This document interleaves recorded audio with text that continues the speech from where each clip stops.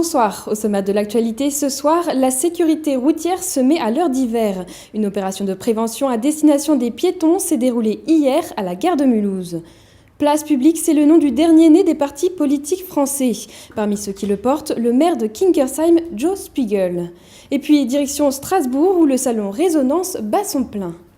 Mais pour commencer, des tags racistes et antisémites ont été découverts au domicile du maire de Brumath, Étienne Wolf, ce matin. Au cours des dernières semaines, des signes similaires ont été découverts sur les bâtiments publics, notamment à Talmarmoutier, Bremelbach et Mollkirch. À chaque fois, ils ciblent des élus et représentants de l'État dans le Bas-Rhin.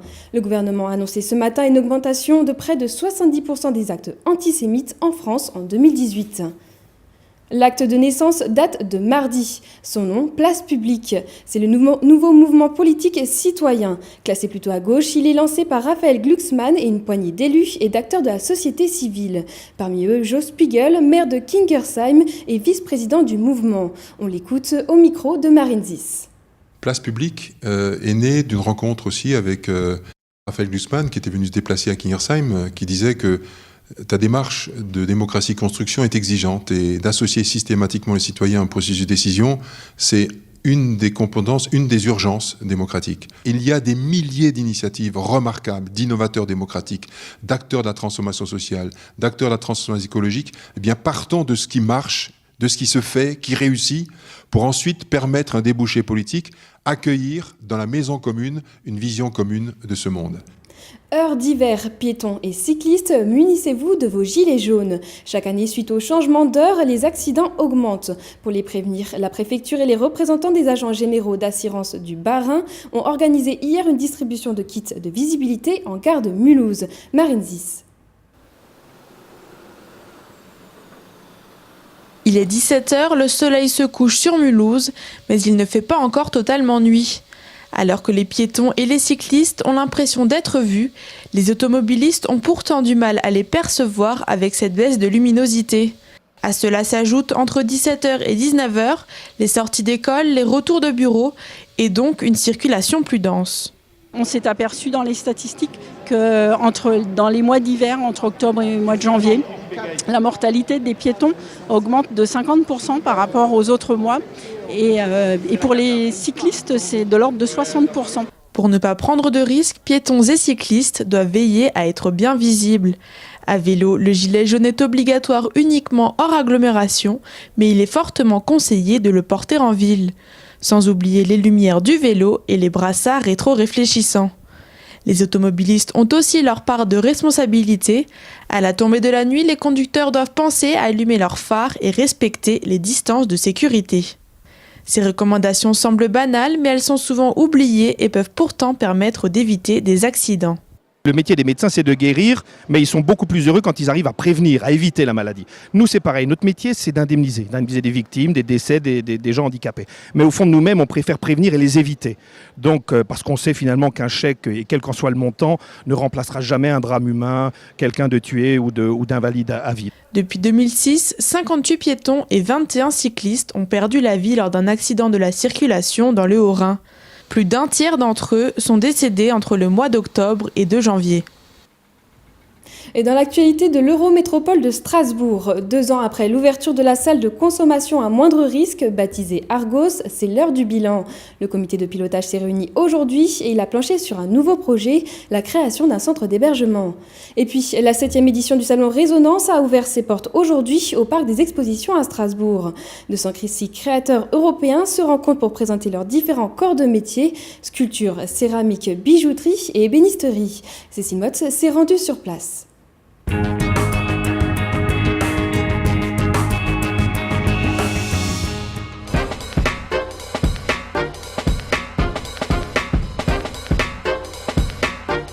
Installée dans l'enceinte de l'hôpital civil et gérée par l'association ITAC, l'Argos, la salle de consommation à moindre risque, accueille entre 50 et 80 usagers de drogue par jour. Ici, l'enjeu est d'améliorer la santé des personnes en situation de grande précarité. On voit que les usagers se saisissent plus des professionnels de santé et du social, plus de consultations chez les médecins généralistes, plus de consultations chez les psychiatres, plus de consultations chez l'assistante sociale. Donc ils ont bien compris qu'ici c'est un lieu bienveillant pour eux, où on les accueille, où bien sûr ils peuvent consommer de façon sécurisée. Et si jamais il arrive un problème, il y a des réactions, puisque quelquefois il y a des réactions qui existent et on peut les soigner avec la proximité de l'hôpital qui est juste là. Et donc cette proximité-là permet d'éviter des morts, des overdoses, des infections graves. Donc oui, de plus en plus de recours aux soins, mais aussi de plus en plus de nécessité, de précarité, notamment autour de l'hébergement et du logement. En 2 ans, 470 personnes ont été accueillies, dont près d'un tiers sont sans domicile fixe. Une problématique prise à bras-le-corps, en plus d'accompagner vers la santé, l'Argos va devenir centre d'hébergement. Nous avons vu arriver les premiers usagers du lieu qui pour beaucoup, vivaient à la rue, avaient des animaux, des chiens de compagnie, et avaient fait pour certains le tour d'un certain nombre de dispositifs d'hébergement dont ils avaient été exclus ou dans lesquels ça ne s'était pas très bien passé. Donc l'idée, c'était de pouvoir proposer un espace de soins à ces personnes-là en tenant compte de leur mode de vie au quotidien, c'est-à-dire en ne faisant pas l'impasse sur le fait qu'ils consomment, qu'ils ont des animaux et d'intégrer ça dans le projet effectivement que nous avons élaboré. L'idée étant de ne pas proposer un énième hébergement sur 1 ou 2 mois et qu'ensuite les personnes se retrouvent à la rue. L'idée étant vraiment de faciliter autant que possible l'obtention d'un logement autonome dans la suite. Une salle de consommation et un centre d'hébergement, c'est une première en France. Fin 2019, 10 lits devraient être disponibles. À terme, les 2 étages pourraient accueillir une vingtaine de chambres. Les personnes les plus en détresse, en particulier les femmes, pourraient être les premières à bénéficier de cet accueil.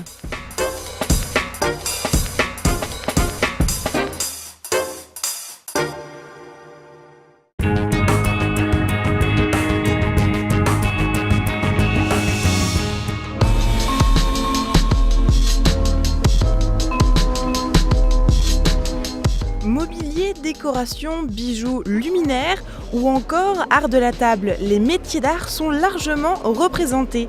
40 nouveaux exposants présentent leur art au salon, mais avant de découvrir ces différents savoir-faire parfois ancestraux, le visiteur est accueilli par une installation surprenante. Le but, commencer la visite par une promenade en forêt, de quoi mettre le public dans l'ambiance. Le titre, c'est Canopée, donc l'idée était effectivement de recréer une forêt protectrice, une forêt qui accueille, une forêt qui est voilà, le passage entre le dedans et le dehors. À ses côtés, cette année, Michel Wagner, imagière, fait vivre ses œuvres à l'entrée du salon, où le bois tient une place de choix.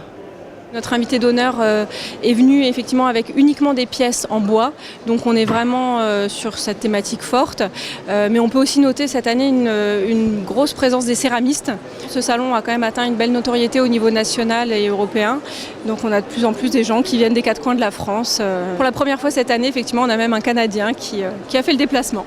Jusqu'à lundi, des démonstrations, des ateliers pour enfants ou encore des conférences sont à découvrir au Palais des Expositions. «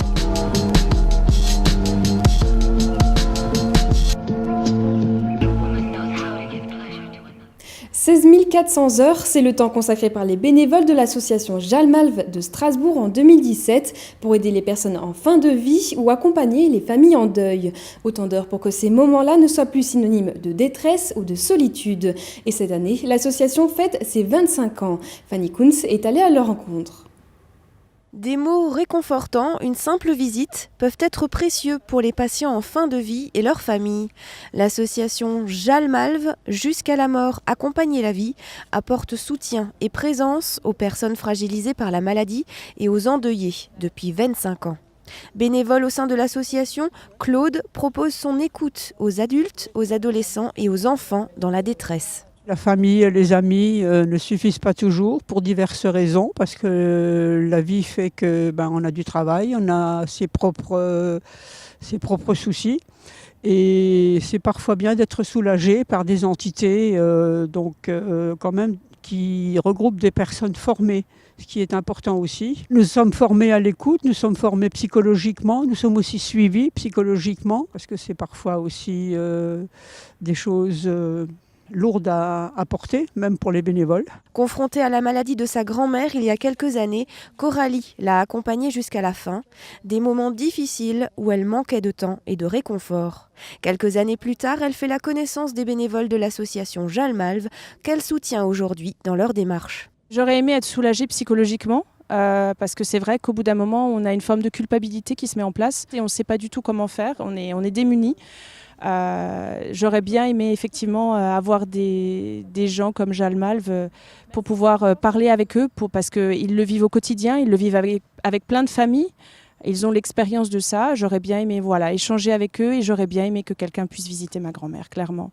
Ça m'aurait soulagée. Commune au milieu du peuple. Suite à son vécu, le travail d'auteur de Coralie l'amène à écrire des chansons sur ce thème difficile. Et pour les 25 ans de Jalmalve Strasbourg, un spectacle musical d'inspiration gospel sera présenté au Dôme de Mutzig le 17 novembre à 20h30.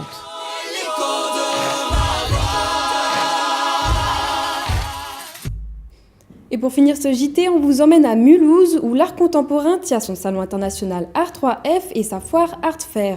Jusqu'à dimanche, vous pourrez découvrir les œuvres de 200 artistes indépendants et de plus de 50 galeries de renommée nationale, voire internationale au Parc Expo, avec un credo, proposer de l'art abordable.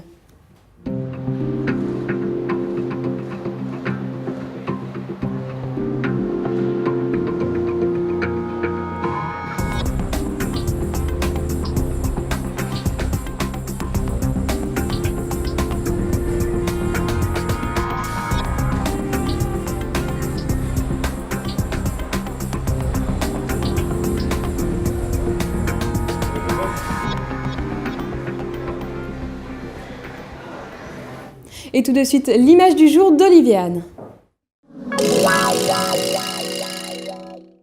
Une année exceptionnelle pour les vins d'Alsace. Le CIVA, le Conseil interprofessionnel des vins d'Alsace, a présenté aujourd'hui son premier bilan des vendanges 2018 et le ton est enthousiaste. Non seulement la quantité est au rendez-vous, mais la qualité devrait être fantastique. En ce mois de novembre et sous un grand soleil, certaines vendanges tardives sont encore en cours. Selon le CIVA, le millésime 2018 sera très aromatique avec de beaux extraits secs. Les pinots gris et noirs sont les grandes réussites de l'année et les Gewürztraminer auront un côté aromatique avec des notes épicées typiques d'une année chaude.